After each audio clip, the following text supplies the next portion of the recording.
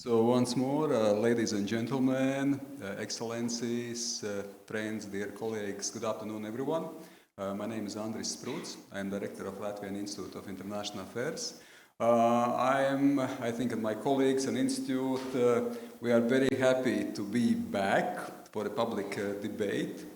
So that's why it's a great pleasure to have you today, both in person here in audience, but also online. So welcome everyone online. And of course, we are very much hoping that today's debate will be enriching and interesting and dynamic. And we will continue also in forthcoming months. So we are back not just for one event, we are back for forthcoming months as well. Today's discussion is on extremely important topic on society and critical infrastructure in the Baltic states and Norway. And I will be quoting, the critical infrastructure in Latvia is defined, so if we discuss critical infrastructure, as objects, systems or parts thereof located in the Republic of Latvia, which are of significance for ensuring the implementation of important public functions as well as human health protection, security, economic or social welfare, and in the operation which would significantly affect the implementation of state functions. So it's a complex, to put it short, it's a complex system of significant hardware and software which basically allows society to function efficiently and ensure security and well-being. But we realize also that critical infrastructure, it's not a static concept, it's not a static system. We realize that it evolves permanently because society evolves, because society develops, we modernize, we have new elements of, you can say, societal management and infrastructure, but also, of course, we face permanently, constantly, internal and external challenges. Recently, COVID-19, electricity blackout in Riga, discussions on nuclear power proximity in the neighboring Belarus, cyber intrusions from outside, also 5G decisions. So we see a transforming character of critical infrastructure. We see a variety of angles and perspectives and challenges, and of course also different approaches by the government, by states. We also realize that discussion on critical infrastructure and protecting of critical infrastructure also may involve sensitivities. It is a delicate issue, but at the same time society is important. It is important and must be important stakeholder in the process, because at the end we can say societal security is a top goal of perfectly efficiently functioning critical infrastructure. So involvement of society, the communication with society, it is an ongoing process and it is extremely important. Each country has its own traditions, own specifics, own routines, own institutional settings, but at the same time we can learn from each other the best practices in the region. In this case, Baltic countries and Norway. Also this already underlines the multilateral framework of the project. The partnerships are always important. We can learn from each other. We can also support each other, and also to implement this project, the partnership was and is extremely important. And I must also underline, this is just one of the debates. We will continue in forthcoming months, not only with other debates, but also with discussing critical infrastructure as well in the region. We will have quite a extensive event already next year. We are grateful to our partners, and in this case also supporters in the framework of Iceland, Liechtenstein, Norway grants. And of course we especially underline the importance of Norwegian partners, of Norwegian also grant for the successful implementation of this project. So that's why I finish here, and I'm happy to give the floor. It's also my pleasure and of course, honor to invite Ambassador of Norway, Christian Odegaard, for introductory remarks. So I see Ambassador has joined us. We see him online, and please, Ambassador, the floor is yours. And thank you for cooperation. Thank you, Andres. Dear friends, dear researchers and security professionals from Latvia, Estonia, Lithuania, and Norway. First, I would like to thank you for the invitation and for organizing this event. It's my pleasure to address all of you who are contributing to this EA and Norway grants project called Critical Infrastructure Protection and Communication, the case of the Baltic states and Norway. In other words, to all who are working on finding the best way we can to be prepared in case of critical situations. One of my main tasks as ambassador of Norway to Latvia is to foster bilateral relations, of course, and to promote the best possible relations between Latvia and the Baltic states, other Baltic states, and Norway. Including here is also promoting cooperation between researchers and academia and research institutions. I'm very happy to state that the relations between our countries are the best. They are extended, they are broad, we cooperate in many fields. Today's topic is very relevant, it's very timely. Each of us in connection with the COVID-19 crisis have experienced how important it is to be and feel protected and secure. The recent crisis, the ongoing pandemic have posed a challenge to the way we communicate, both inside the borders of our countries and across the borders. During the crisis, we experienced that the security of society is a shared responsibility across sector boundaries, all levels of government and of each individual. The dependencies are many and the coordination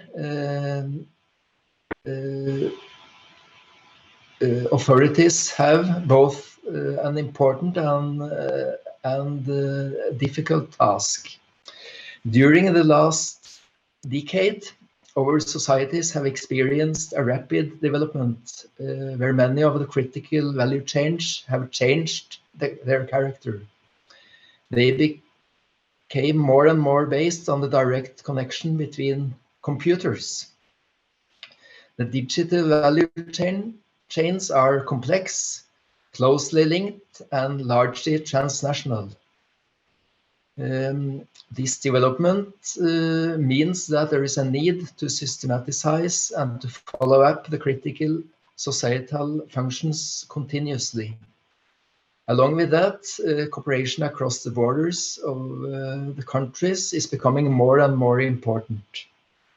In our societies, both in the Baltic states and Norway, we see increased vulnerabilities. Our open welfare societies are vulnerable. This project is a part of a wider cooperation framework between our countries through the EA and Norway grants.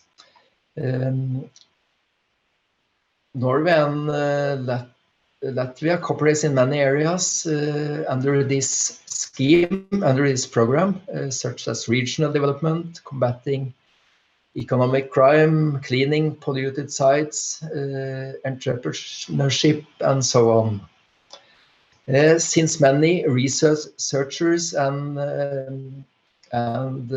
academic people working in academia are gathered here today, I wish to use the opportunity to mention that yesterday the EA and Norway grants open call for proposals in the Baltic research program in Latvia was launched.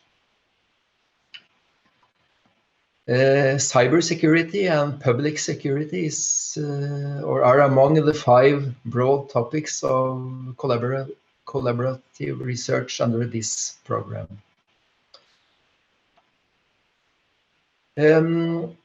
I see research cooperation as a very important part of our relationship, of our cooperation, and I hope that the project we discussed today not only gives us new insights, new knowledge, and that we find relevant findings.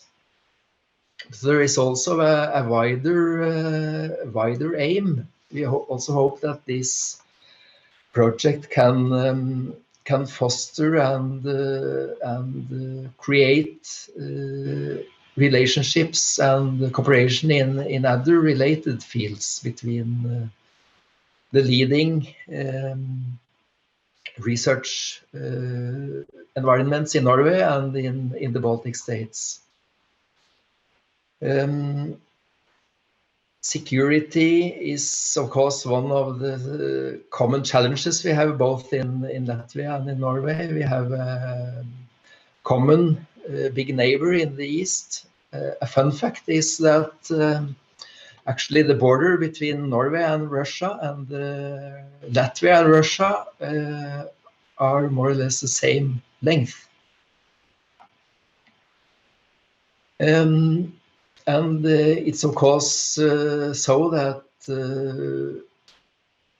Norwegian and Nordic security is part of the Baltic security and vice versa.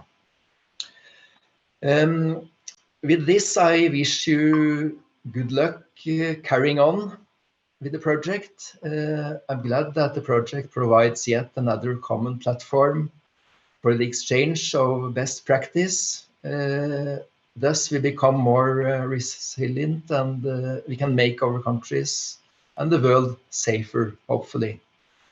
I would like to quote Jānis Kasošins, the security advisor of the Latvian president. He said once, "We have to be prepared for the unexpected."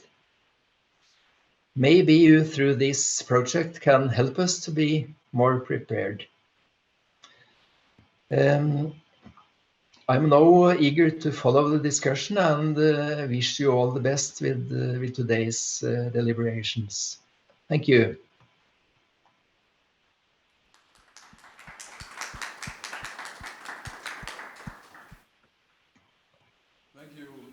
Thank you, Ambassador, for your insightful comments and also for the support. Just a few key concepts you mentioned. First, the transforming world, transforming character of vulnerabilities, and we must prepare for something which is unexpected. So it is a dynamic world, and it is more complex and becoming even more complex and complicated. The second one, I think, is extremely important, what you mentioned as well, it is shared responsibilities. There are a number of stakeholders within the states, within the countries, but also within the region. And I think last but not least, and we underline it all the time as well, and it is important to underline, it is a cooperation among different stakeholders to ensure that the shared responsibility also finds its implementation. I think this project and your support and your comments and your advice is being also extremely important. So that's why, of course, we are happy to continue this debate, and I'm also happy to give the floor ready for more detailed discussion to our colleagues. And for this, I give the floor to a senior researcher at the Latvian Institute of International Affairs, Māris Anģāns, who is also the driving force in many ways behind the project with also other colleagues, but Māris, of course, is in sort of major person in charge, and Māris also for leading this discussion today. So, and of course, I wish a great discussion and also participation by participants after summer, so I think we all deserve a little bit of intellectual debate. So thank you so much, and Māris, please, the floor is yours. Yes, thanks, Andris. So let's proceed after the applause. which you have well deserved. So without any further delay, let's start the discussion. But first, let me introduce you the speakers. We are going to proceed with a hybrid model because two of the panelists will be here with us, present in Riga, and two of them are joining us online. So I will start with those who are with us today physically. First is Ivo Jurve.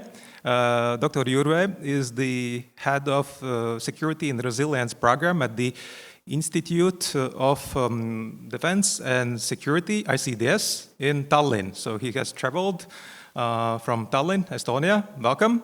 Then we have Baiba Kashkina, who is the General Manager of the Computer Emergency Response Team of Latvia.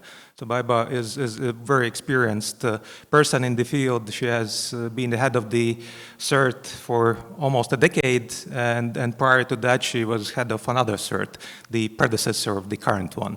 Welcome, Baiba. We are honored to have you here. And then we have two colleagues joining us in Zoom. First of them is Ramūnas Vilpišauskas from Lithuania, joining us from Vilnius. And Dr. Vilpišauskas is one of the best-known political scientists in Lithuania, I should say.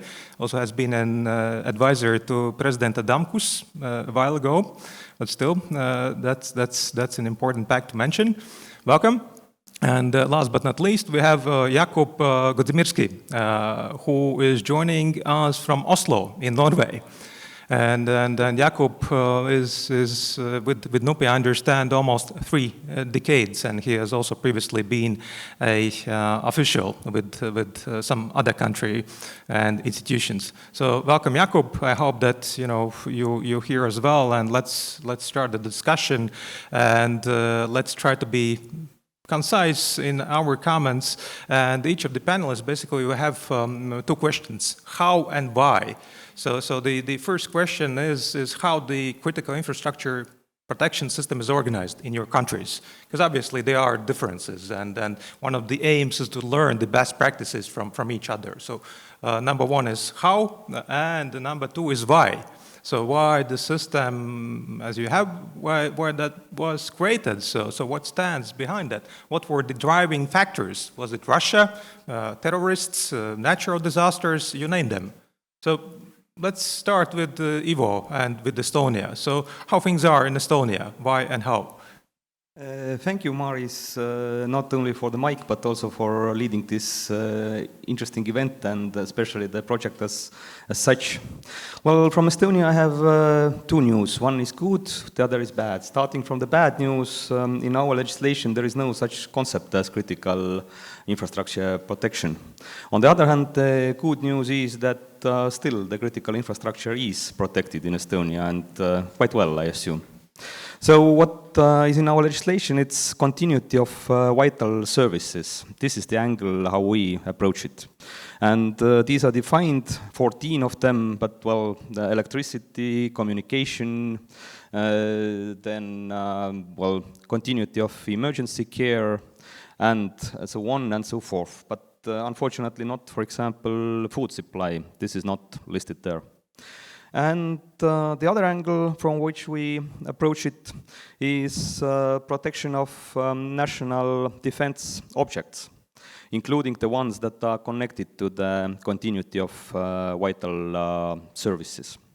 And the main bodies that are in charge of the system, basically it's Ministry of the Interior that takes care of these continuity of services. There are also 2 other ministries, Ministry of Economic Affairs and Communication, and Ministry of Social Affairs that take care of some of them. Then Bank of Estonia, and municipalities with more than 10,000 inhabitants. There are 32 of such entities in Estonia. And on the ground, on the root level, there are providers of vital services, which are companies, private companies, and also state-owned companies. But the full list is unfortunately classified, and so we can't discuss it, and I don't know it as well. And on critical objects, this is the responsibility of the owners of these or possessors of these objects. But they have to make risk analysis and then security plan for these objects, and this process is overseen by the internal security service. And MOI and Internal Security Service, they also are in charge of training, and then they look after that training would be conducted, and then what are the results. So this is more or less the system. Would you like me to answer the second question now as well, or? Let's go on. So why the system is as you have it here? Russia, terrorist risks, whatever. Well, I guess that it's two ways, that we are learning from our own accidents, and we are learning from what's happening in other places as well. From our own experience, natural disasters, or well, I guess it would be maybe too harsh to call it disaster, because there are not so harsh consequences. But still we have storms, and the weather is quite rough time to time, and it causes, for example, problems to power supply and so on. The other thing is technological accidents or human-caused accidents. I guess the most interesting of them, although very lucky one as well, because nobody was killed or hurt, and no damage to environment was done when plane crash landed on Lake Ülemiste. Well, this is the lake that is situated next to Tallinn Airport, and what you may know or may not know is that it's also the main reservoir of water supply for Tallinn. So, but the good news was that the plane crash landed on ice, and everything was safe. So, you mentioned Russia. Of course, possibility of military actions cannot be ruled out, unfortunately, in our region as well. And we have from 2007, there is a new ICDS report on the topic as well. We have witnessed the cyber attacks from Russia. So this is something that theoretical possibility of war, but also the practical things that we have learned. Then, of course, from Estonia, we look around in the world as well, and terrorism has been one of the possible threats. However, not yet much in Estonia. And last not least, there are things that are unforeseen. For example, this COVID-19 that we all know about, and I guess that very few of us would have predicted it some 1 year ago, for example. So things may happen, things happen, and we have to be prepared for unforeseen things as well. All right, thank you so much for the Estonian perspective. Now I think let's move on. Let's move on to the Lithuanian perspective, and then we'll come back to Latvia as we are the host. So Ramūnas, are you ready to tell us how the system works in Lithuania, and why does it work as it works, hopefully? Ramūnas, the virtual floor is yours. Thank you, Maris. I hope you can hear me well. Yes, we do. Thank you. Good, thank you. Like in Estonia, Lithuanian legislation does not use the term critical infrastructure. It uses the term objects and services of special importance. So this should be borne in mind, but I would also like to start my short intervention in the same way as Andris started this event, by defining how critical infrastructure or objects and services of special importance are understood in Lithuania in a legal sense. And this definition is different, but at the same time quite similar, I would say, to Latvian one. So it is an institution or its unit, enterprise, equipment, property, or its component, which is being planned, built, or already functioning, irrespective of whether it is private or state-owned, which provides services of special importance, the interruption or unavailability of which would cause serious harm to the national security, economy, interests of state and society.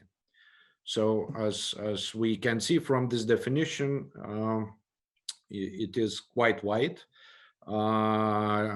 Government resolution, which describes the methodology and details the criteria, how in particular we should understand what is serious harm that could be caused to national security, economy, interests of state and society, list 14 sectors.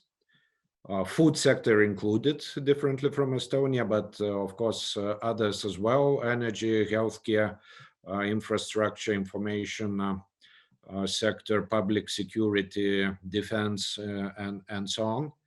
And the whole system works in a top-down way, with government designating those particular sectors, which are set in a government resolution. Also, subsectors and services are in some cases further detailed. And then they are assessed on the basis of questionnaire, which refers to those criteria, like potential harm to national security, potential harm to economy, society, and state, including such criteria as trust in state, potential effects on Euro and transatlantic integration, and so on. So criteria are quite detailed, and on the basis of those criteria, institution responsible for particular sector has to select particular objects, which then are further scrutinized together with operators of those particular objects, whether they should be included into the list of critical infrastructure objects and services or not. So that's briefly how the system is defined and functions. Probably the main recent feature of the system is its focus on information security and cybersecurity. Recently, in the end of 2018, the resolution was amended, and these amendments came into force from beginning of 2019. And the title of new resolution, which describes the methodology, has in it information critical infrastructure. So the focus is clearly on information and cybersecurity. As I said, also the responsibility for coordinating the whole system of protecting critical infrastructure was transferred from Ministry of Interior to Ministry of Defense, and more particularly to Cybersecurity Center. And the main reasons, to conclude my short intervention, for this recent focus on cybersecurity, I would say have to do with two factors. One is accidents and the level of risk linked to cybersecurity by Lithuanian institutions. In other words, particular accidents which happened in Lithuania in the sphere of cybersecurity. Also, hybrid aggression observed in Eastern neighborhood. And the second reason is also the need to devote more attention to Lithuanian information critical infrastructure. In other words, the relative need to prepare better in this area compared to other areas, for example, material infrastructure protection. So I would say from information that I have, these are two main causes of the currently functioning system, which, as I said, is in place from the beginning of 2019. Thank you. Thank you, Ramonas.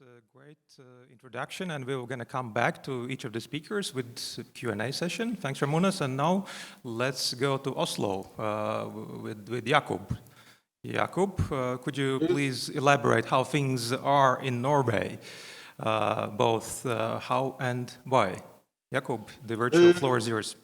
Thank you very much for being invited, and I appreciate very much the opportunity to take part in this project. And I will not repeat phrases and words that have already been uttered, because the Norwegian understanding of critical infrastructure and the elements of critical infrastructure are not very much different from the ones that have been listed in the presentation of our Estonian and our Lithuanian colleague.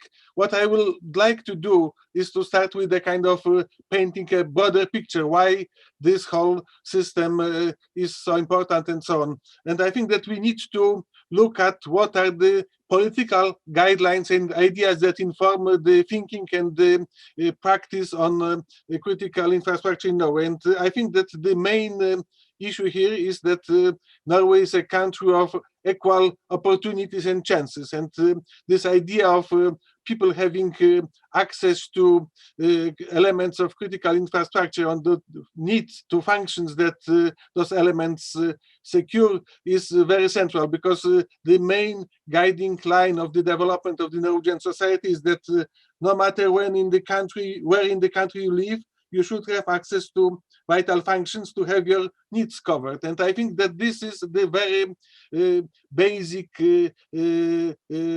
idea informing the whole thinking and the whole practice of critical infrastructure in Norway. And when you have this as the main guiding idea, then you have to try to answer some other questions. What are those needs that need to be covered? What and how to organize the whole system in order to make it possible to give access to those functions? And according to the official documents, there are three types of needs that need to be covered. Those needs have to do with the issue of governability and sovereignty. The other aspect is the question of security of the population, and the third one that is very much at the center of the debate on critical infrastructure has to do with the societal functionality. And when we want to understand how the system has evolved, because the system is not something that emerged yesterday or 2 days ago, 2 years ago. This has been a long process going back to the beginning of the 20th century, when the whole idea of industrialization and building of welfare state was put on the political agenda.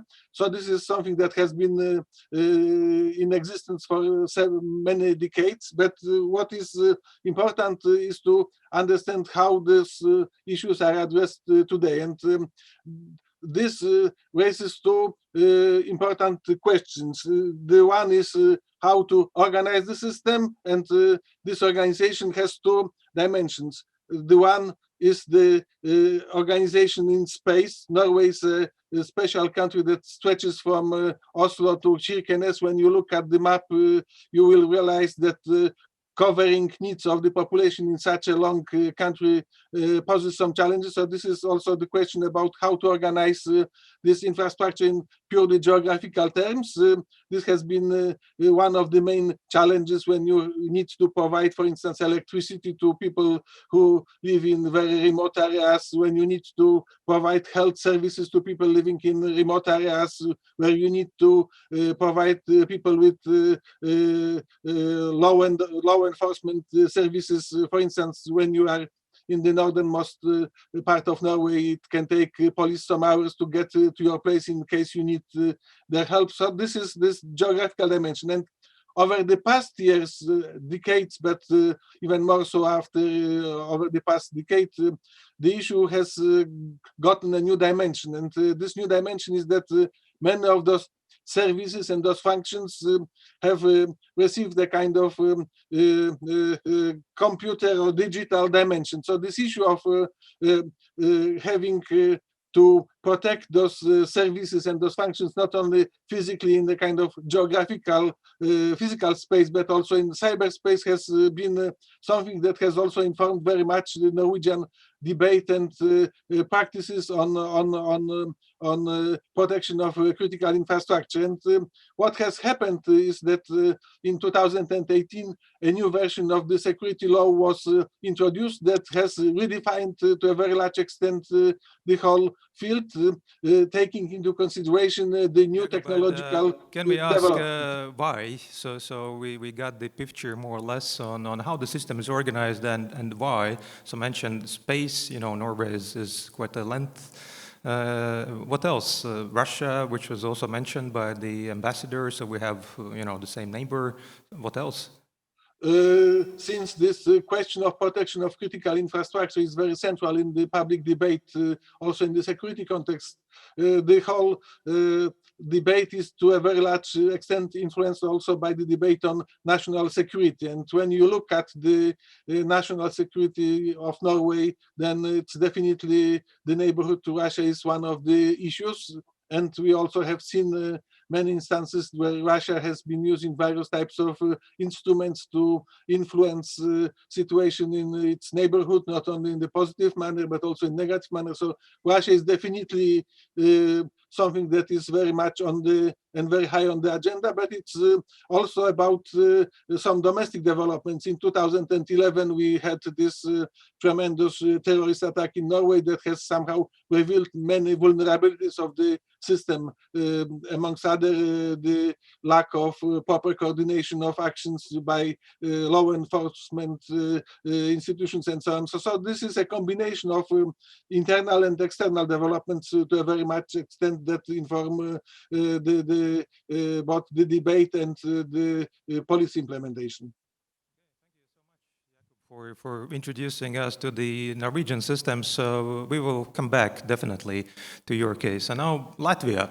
So we have Baiba from Computer Emergency Response Team of Latvia, but as Baiba represents the cyber sector, so I'll give a sketch of the entire system.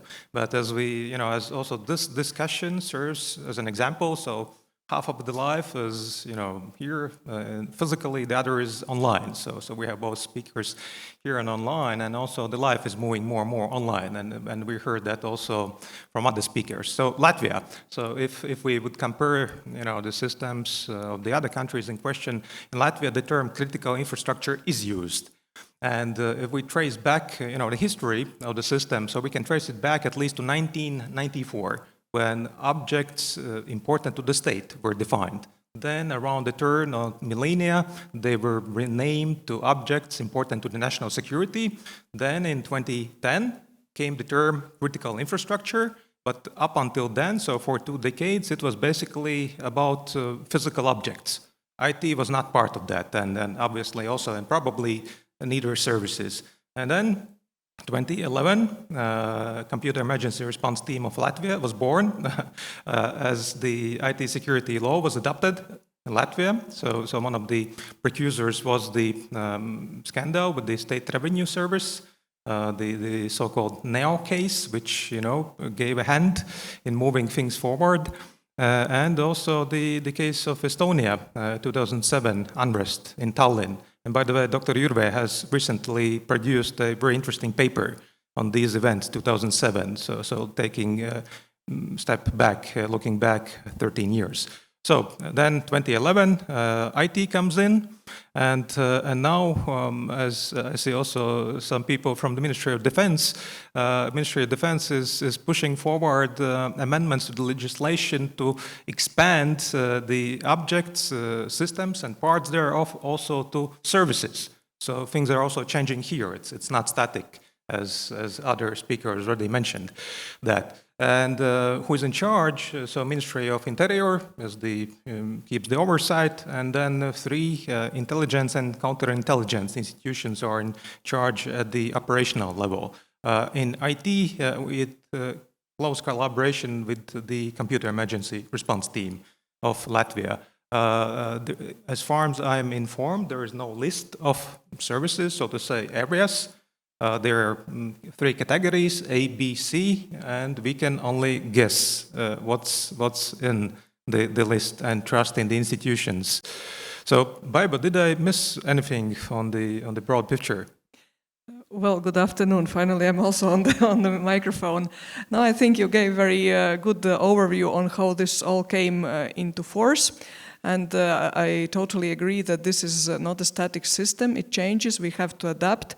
And one of the recent things that we already had to take into consideration was adoption of the NIS directive that brought us the operators of essential services, and in some countries they are the same as critical infrastructure. In some countries there are gaps, and then there was a question how we will implement that in Latvia and other countries. So this is one of the recent challenges, and I don't know if we are going to talk in that about that in more detail or not. As you mentioned, the services are another dimension which is not currently specifically listed in Latvia, but this is something that has been already touched from the MOD point of view, and also makes sense to look at that perspective.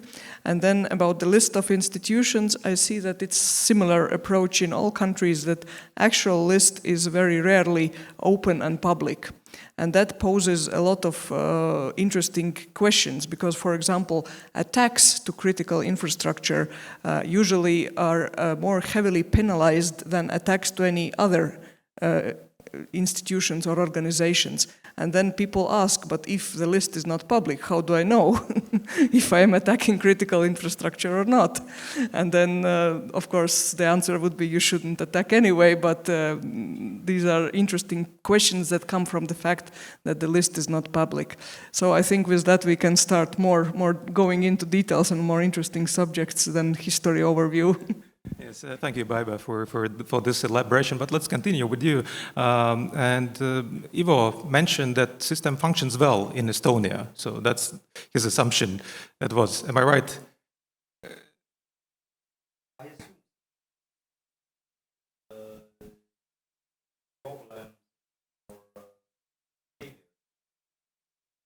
So let's knock on the wood.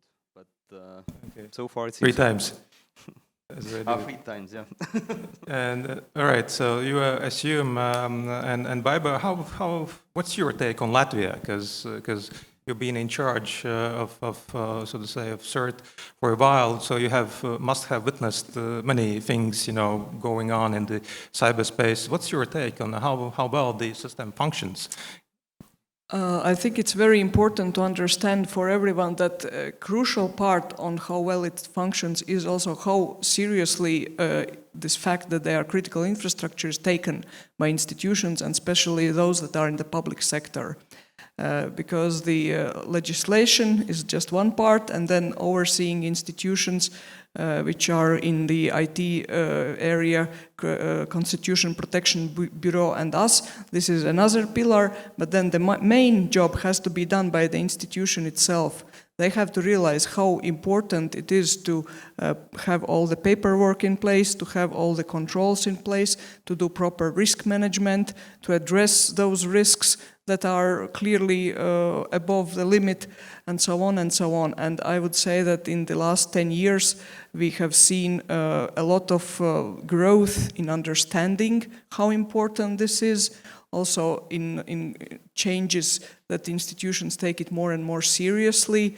And of course, in most cases, unfortunately, it happens after incident. If something happens, then people start taking things more seriously. Luckily, in many institutions, you see that people learn from other mistakes. And this is something that we are very glad about, that not necessarily a major incident is needed to start taking things seriously. Not to mention the fact how important cyber world has become this year with the COVID crisis. And we've seen that importance of critical information infrastructure has just grown, and it will grow even further. And Ivo has a small remark, and then we'll also ask the audience in case you have questions. So we want to make this as much as interactive as possible. So in a second, please raise your hand if you wish to ask a question to each of the panelists. Ivo. Yeah, of course, I agree with Baiba that it's an ongoing process, that protecting critical infrastructure is not something like that you do it and can say that, now it's done. It's like washing teeth that you have to do on a daily basis. And you mentioned 1994. Actually, we can trace history back to 1938, and the entities that were listed were almost exactly the same. Of course, at that time there was no internet available, but still there was data transmission over the wires and so on.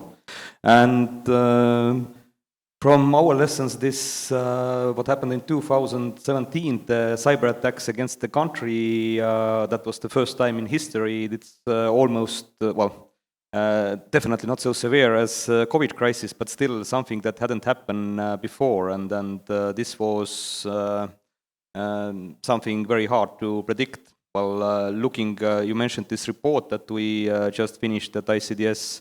And as we see from the data that our intelligence services were capable seeing all the other threats that were connected, but the cyber attacks were not foreseen at that time. Yeah, so it's a continuous process. That was the main point. Thank you. Okay, thank you. Ivo, are there any questions in the audience? I see the first row. Hello?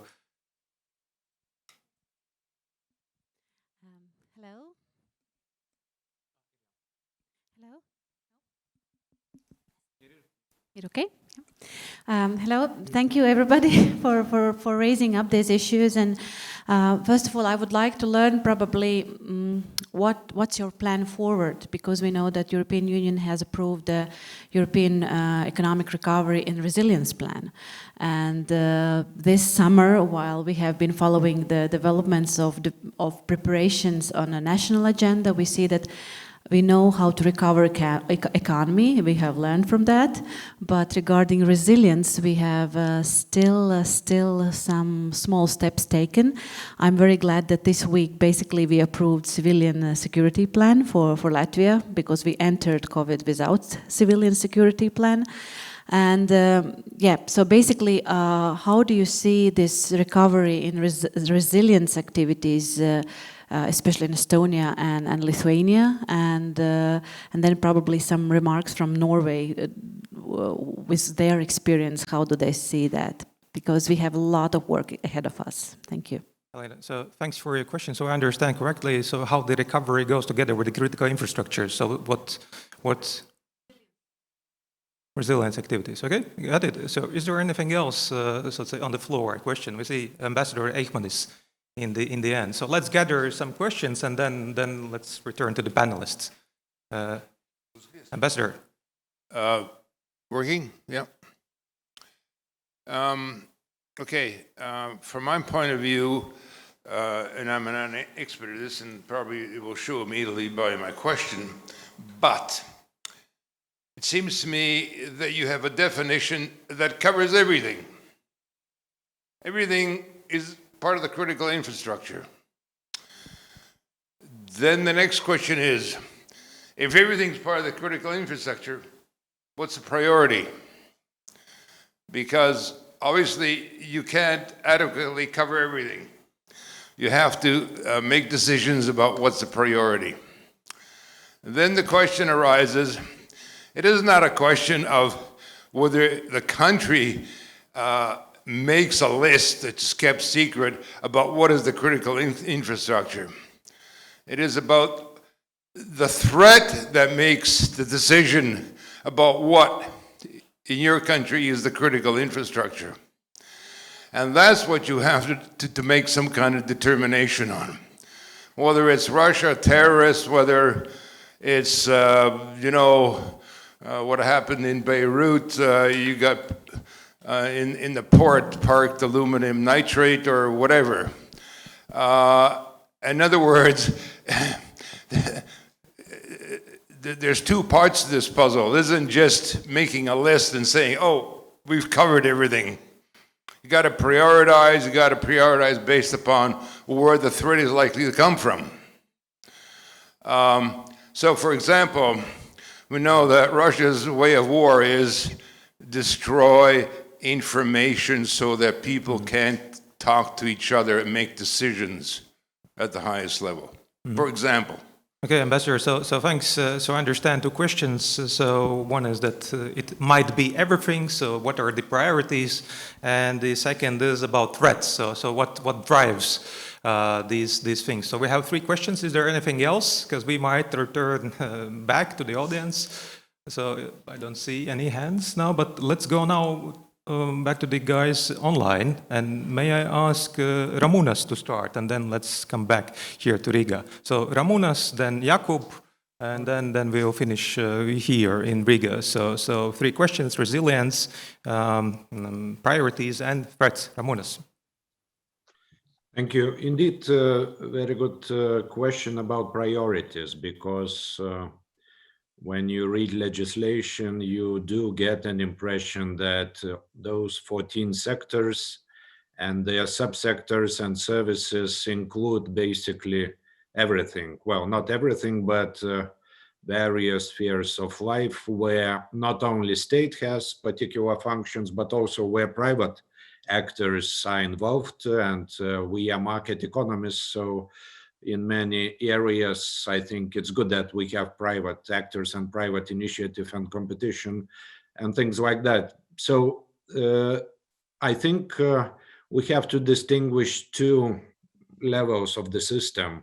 One is daily operations, where indeed operators of those objects which fall under the term of critical infrastructure and vital services, they are responsible for functionality of those objects, and we do not hear much about them until we have an accident.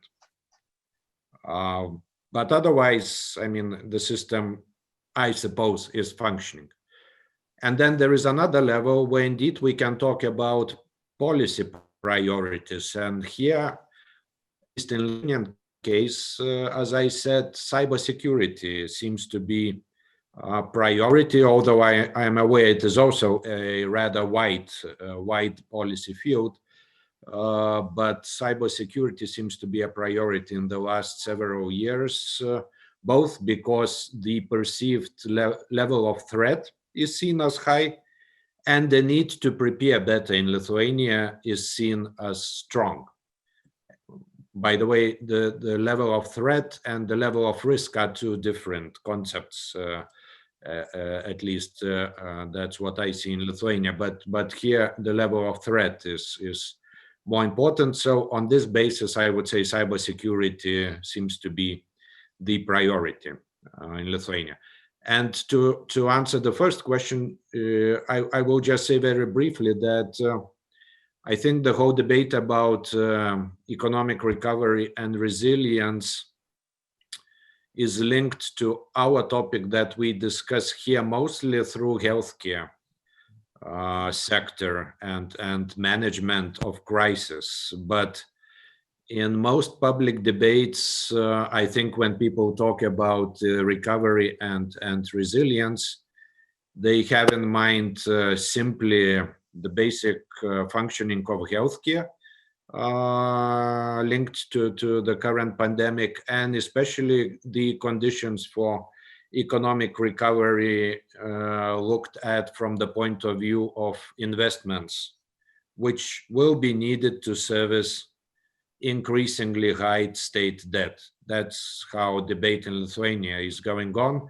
There is an economic recovery plan adopted, and the main issue is whether the measures foreseen in this plan will lead to economic growth high enough to service our debt in the future, and also based on digital, green, and so on growth. I mean, these are European level priorities. But I see this as a somewhat different debate from what we are discussing today.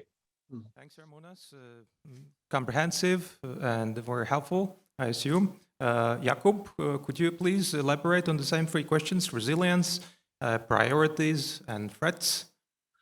I will maybe try to start with the priorities, because priorities are important in the policy-making context. And I think that when discussing how to prioritize in the field of critical infrastructure, we need to understand that, at least in the Norwegian understanding of the criticality, there are three levels of criticality that are somehow understood, and there are three criteria that make people take decisions on how to address those questions. In the official documents in Norway, there are three levels of criticality that are mentioned. Those elements of infrastructure that are very critical are those whose damage to if damaged can have decisive consequences for the functioning of the whole society. And then there is something that is described as critical, which is when serious adverse effects can occur, and then you have important elements. So I think that when you prioritize, you need to focus on those elements that are very critical, and this has also to do with the three criteria, because the understanding is that when many elements of infrastructure depend on each other, then this raises the level of criticality of infrastructure. If there are no alternatives to elements of critical infrastructure, it also makes it much more important in the policy-making context. And then when there is a tight coupling between those elements, it also makes those elements important. To give you an example, for instance, when you want to deliver water to your citizens, then you can do it in many ways. You can use the existing infrastructure, but in case something happens to this infrastructure, you can use other means of providing water to population. In the case of a power blackout, your options are very limited, because you cannot switch the push button and then electricity is going to come from another place. So this really illustrates this need to prioritize those elements that are tightly interconnected, that cannot be replaced by other elements of infrastructure, and that depend one on the other. And when it comes to threats, I think that I would subscribe to what Ramunas has just said, that this issue of cyberspace and how cyberspace can be used in order to inflict damage on elements of infrastructure or on the functionality of infrastructure is very high on the current agenda. Thank you so much, Jakub. Thanks. And let's come back to Riga. Ivo, so again, the three questions that were raised by the members of the audience. Okay, thank you. Well, I'll start from the priorities as well. If I would look at the State Gazette, then there is no official priority probably.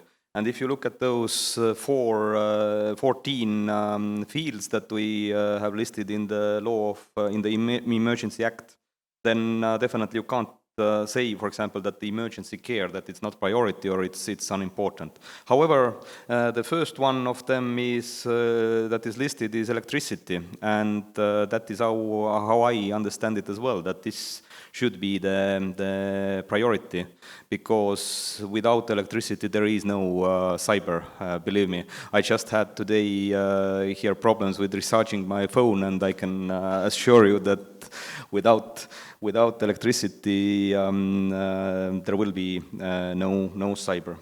And well, definitely there can be electricity without, for example, that emergency care, but not vice versa. About the threat perception, that I'm not sure even if it is so crucially important for planning and conducting the critical infrastructure protection, because it's sometimes not so much different that if the threat comes from some external state, terrorist or psychologically unstable person. For example, yeah, in 2011 we had an attack on the Ministry of Defense. Well, at that time there was still no such concept as national defense object, and although the list is classified, I can assume that most probably the ministry is listed there. But the guy, well, it was more or less like a terrorist attack, The guy was probably influenced by Russian propaganda and most probably was also psychologically unstable.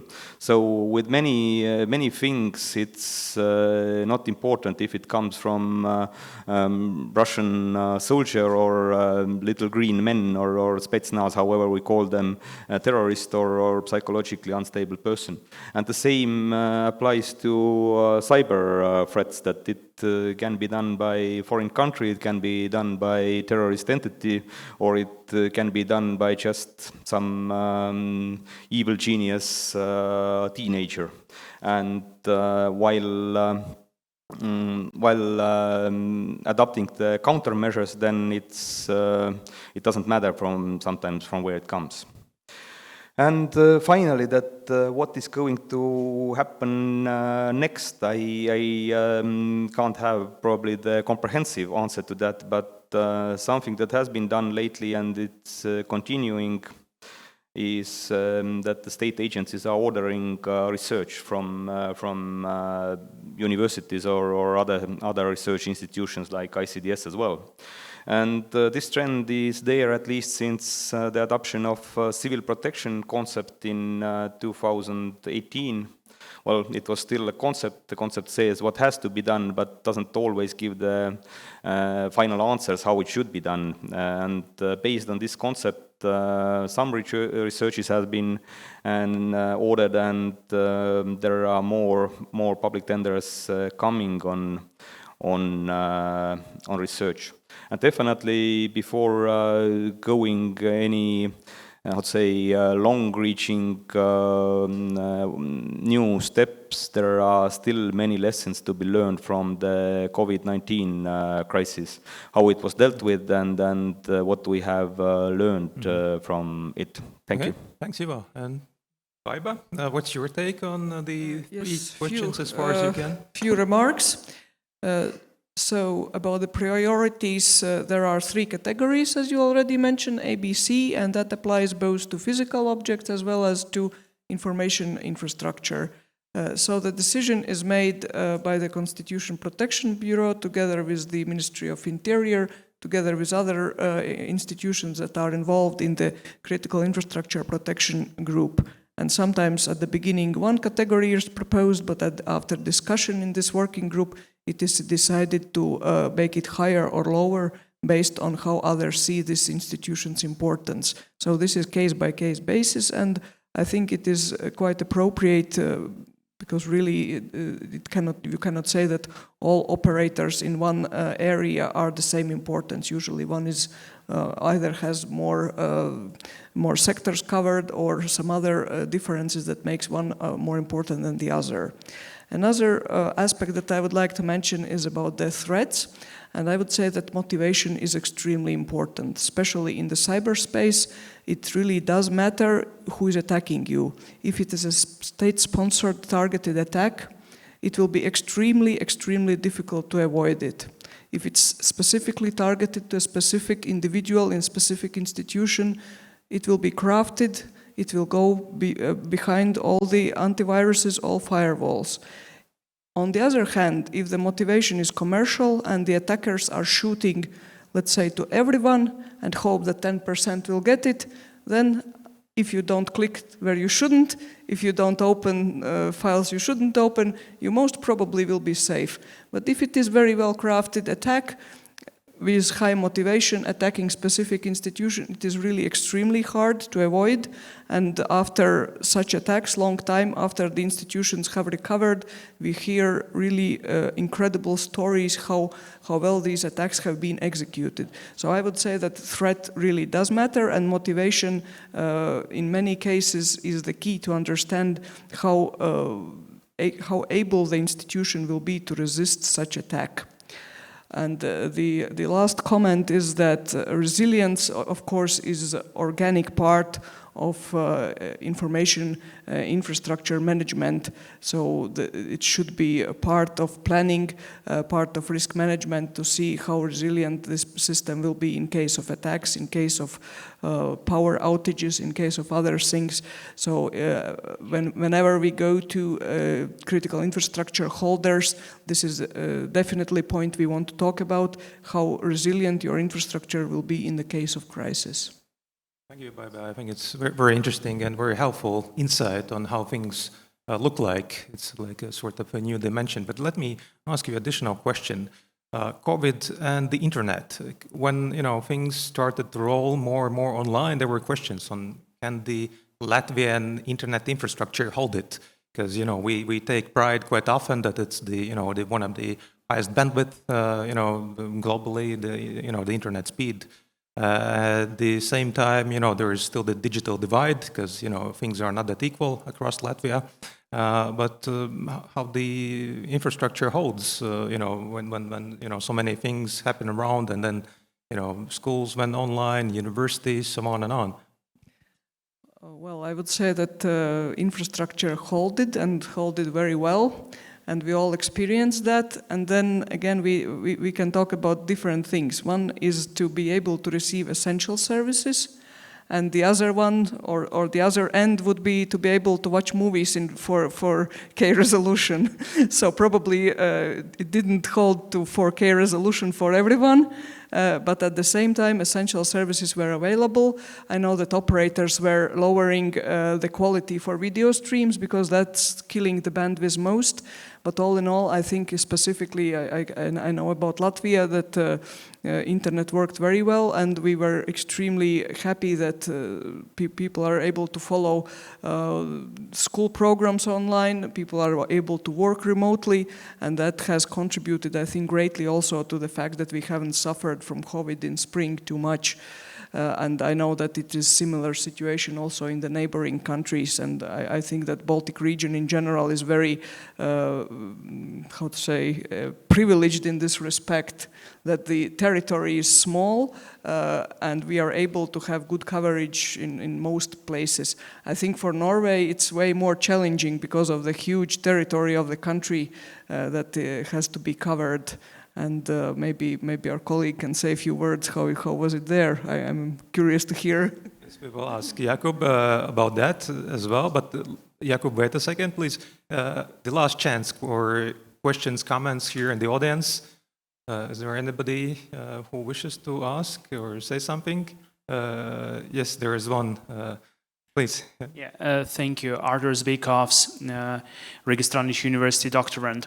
My question is, how important for improving of the critical infrastructure in this region, Sweden and Finland's potential participation in NATO and Norway's potential participation in the European Union? Is that important, or is something that we can ignore in order to improve critical infrastructure? Thank you very much.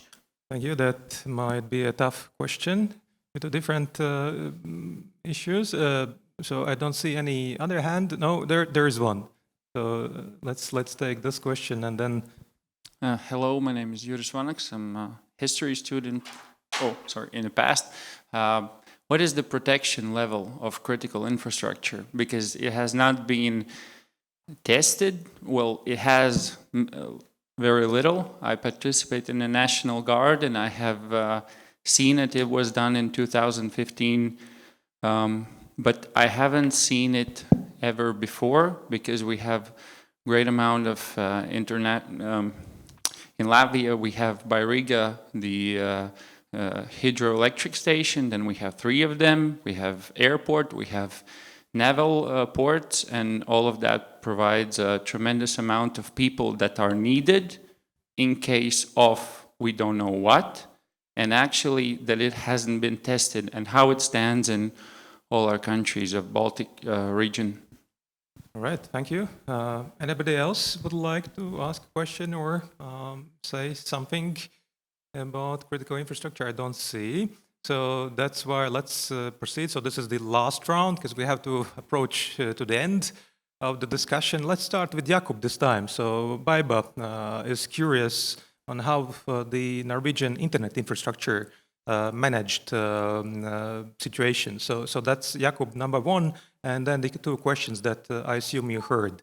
In your case, you might comment like on the possible, so to say, accession of Norway to European Union, hypothetically.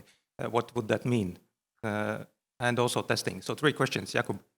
I will start with the one that Baiba asked. I think that the fact that I can take part in this conference from Oslo is a very good proof of the internet infrastructure functioning relatively well. It's always a challenge to have fiber optic cables stretched over the whole country. It's not yet done, but the ambition is there. And in the meantime, I think that most of the population has access to relatively well functioning internet. So this is briefly also about testing the infrastructure, because the current crisis has put some strains on infrastructure, and I think some elements of this infrastructure have proven to be well prepared to meet this crisis. It's also a way of testing this. It's not only about internet and cyberspace, but also about health services and so on. So I would say that the crisis has proven that at least some elements of the infrastructure are well prepared to meet the challenge. The question about Norway joining the European Union and Finland and Sweden joining NATO as a way of addressing some infrastructure-related questions.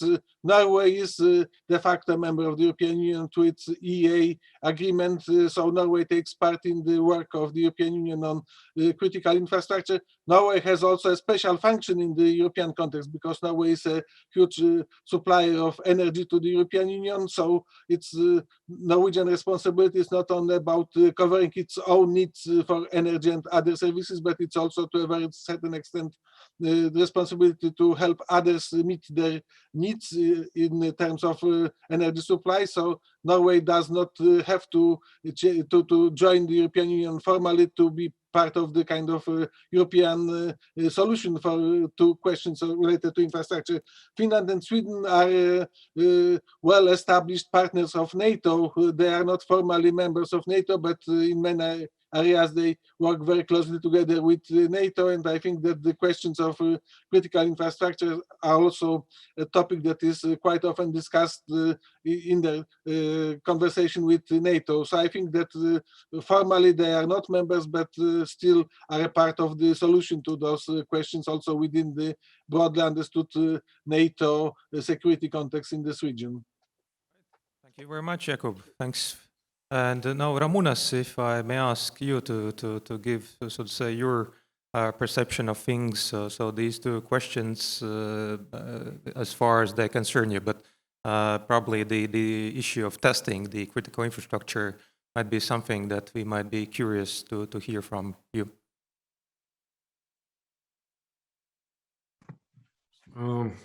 Thank you for the questions.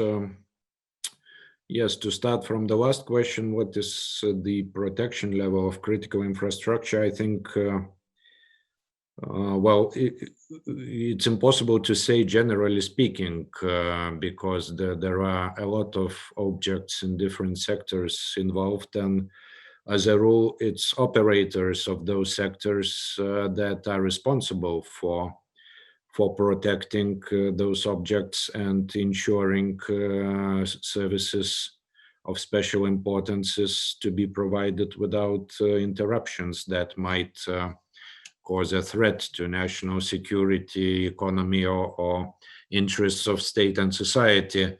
But I think this question reminds us of an important aspect of the whole system of protecting critical infrastructure, which is the cost of this system. And when we speak about private companies and enterprises, which are included into the list of such objects, it's usually their responsibility to take care of protection. Of course, it should also make commercial sense as a rule, but I'm not sure if that's always the case.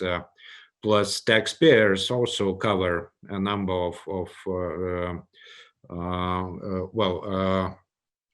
objects and provision of services. So I think this side has to be mentioned and borne in mind. And in this respect, the level of protection is usually an outcome of two factors.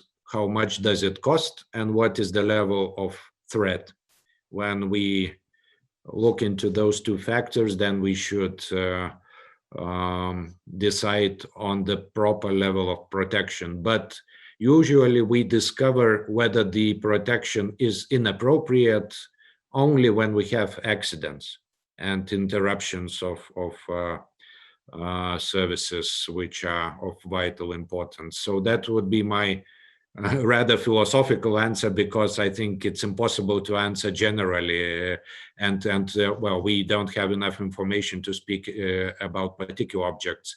And then to react to what was said about resilience and COVID-19 pandemics, I agree with what Baiba said, that Baltic states generally are well prepared in terms of physical coverage, well, in terms of equipment and coverage of internet and broadband access. There were no major issues in Lithuania, I think, but rather issues of the level of comfort that you can use your internet, watching Netflix or the speed of it, but not in terms of meaning that we talk about critical infrastructure and provision of services. Well, again, speaking more generally, I would say that when we speak about COVID-19 pandemics, the main way to increase resilience is to have a vaccine which is approved and widely distributed. And again, this is an issue which is being discussed a lot, and probably it's somewhat different from what we are discussing here today. Another issue has to do with the use of cyberspace, internet, in terms of spreading fake news, which affect people's behavior, social distancing, for example, and contributes to the spread of viruses. But again, I think this is different discussion from how we understand critical infrastructure and so-called vital services. And yeah, I agree with what Jakub said about NATO membership of Sweden and Finland and Norway's participation in the European affairs. I think European Economic Area membership allows to have enough coordination related to what we are discussing here. Thank you. All right, thank you, Ramonas. Great answer, many points, and also you mentioned the issue of costs, because of course protection and security at large, it costs money, and somebody pays for that. So that might be a question for some further discussions. And as mentioned before, so we are going to have another round of discussion here in Riga next year, and prior to that also Oslo, Vilnius, and Tallinn. So we'll be able to go in further detail in these questions. So let's come back to the panel. So Ivo and Baiba, so could you both, I suppose that Ivo might start again, and let's finish here with Baiba. So Ivo, your take on the questions that were raised here in the auditorium. Yeah, I guess I don't have much to add to that NATO and EU question.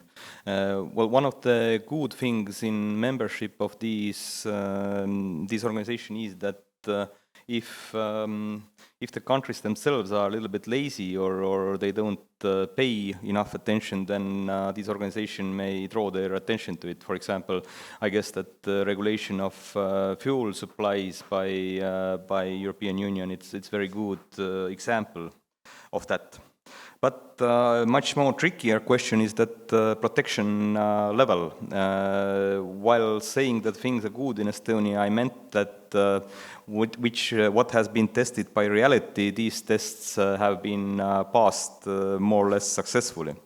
However, of course, the reality is not the only thing. There are also exercises, both tabletop and on the ground, that are conducted in order to find these weak spots and fix the things that need to be fixed. And again, what has already mentioned by the colleagues, that it's those spheres of critical infrastructure, they are so different and wide that you can't have the overall measuring rod for the protection level. Well, but some of the things are of course very easily measurable. For example, accessibility of public roads.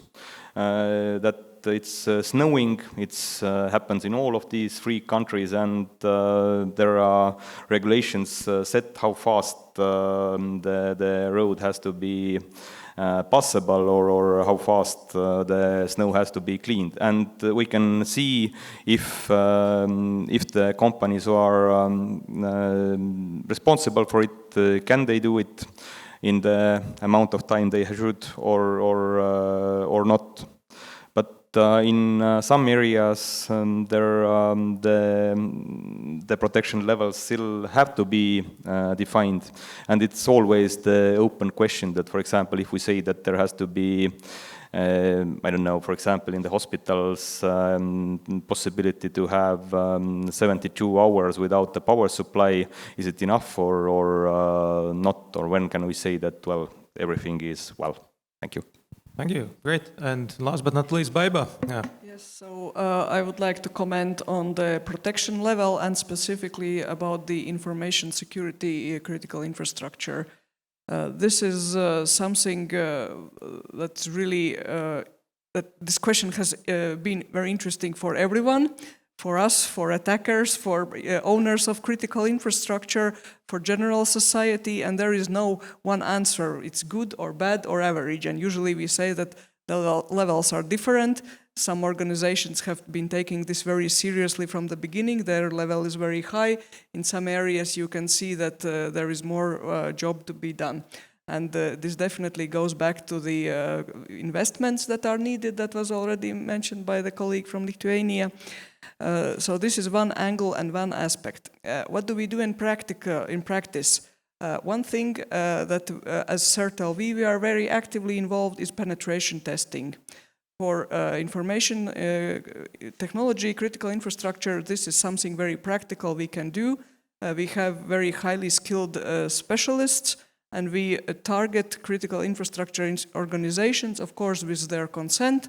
We try to find vulnerabilities as attackers would do, and we try to fix them before attackers do find them. So this is one angle. And the other angle are exercises that you already mentioned. They happen both for physical objects and for information technology objects. They happen about the processes as well as about the actual infrastructures. Of course, in exercises, rarely attacks on actual infrastructure happen. This is somehow modulated, but still this is something that is taking place very actively, both in national level, global level, European level, also regional level. I know there have been exercises where Latvia, Lithuania and Estonia have participated together. There are exercises where Nordic countries and Baltic countries have participated, so-called 8-country group. So at least in the IT area, this is something we are spending like most of the year, every year in exercises. We have a team of people that do only exercises. And I know that the Ministry of Defense is also very actively organizing exercises that cover other areas. So this is, I think, our best shot how we can make sure that we are better prepared to find out our vulnerabilities before the attackers do or before the accidents strike. All right. Thank you, Baiba. I think it was very interesting insight because it gives, so to say, at least assurances that things happen and for the good. So we have almost reached the end, and there's only one man standing between us and coffee, and his name is Andris Spruts, and he will deliver concluding remarks. And then let's conclude. Andris. It was almost a pressure not to say anything, so and just invite everyone for coffee. Very short. So first of all, thanks a lot for the, I think, extremely interesting, extremely insightful, sort of also competitive perspectives from our speakers today. Thanks for also for Baiba for joining this project also for today. I think you contributed a lot, so thank you so much as well. Of course, today we discussed, I would say, more the emphasis or we discuss more protection part. I think communication part will be as well continued, and already as mentioned, we will have another rounds of debates in other countries as well and in Riga at the end. But I think the whole exercise, the whole endeavor of today's discussion also is raising awareness, is touching upon the issue, is indicating important elements of critical infrastructure, discussion or elements of discussion on critical infrastructure. For myself, I would put that there are bad news and good news, similarly as Ivo said. Bad news is the more modern, the more developed we are, actually the more extensive scope of vulnerabilities and challenges we might face. And it is, we tend to prepare usually for the crises and challenges and problems of yesterday, not of tomorrow. It's much more difficult to predict what will happen tomorrow. Just take COVID-19, take ammonium nitrate explosion in Lebanon, completely new things which can surface and sort of influence and impact us. The good news is, I would say that so far so good. So the institutions, the system has proved its resilience. It has withstand different challenges in the past. So it means that institution legal system is functioning efficiently. I think we can also say that we have rising awareness of what was mentioned, critical information infrastructure. We are more and more information societies, so also the vulnerabilities are moving into that domain, and I think also the BIBAS presidents underlined that one. And last but not least, resilience of society, the general resilience of states and societies, which include ability to adapt, ability to react, ability to understand things, and also the common shared responsible challenges. I think it is also extremely important. And this has been, again, sort of one of the parts of this exercise, this endeavor, to communicate, to raise awareness, and also at the very end to understand what are those elements of resilience for our societies to withstand different challenges, including with respect to critical objects and critical services. So it should be continued. Thank you so much. And I would, of course, invite to join a round of applause for the speakers. And afterwards, of course, I'm happy to invite, for what Maris said, for informal debates and coffee. So thank you.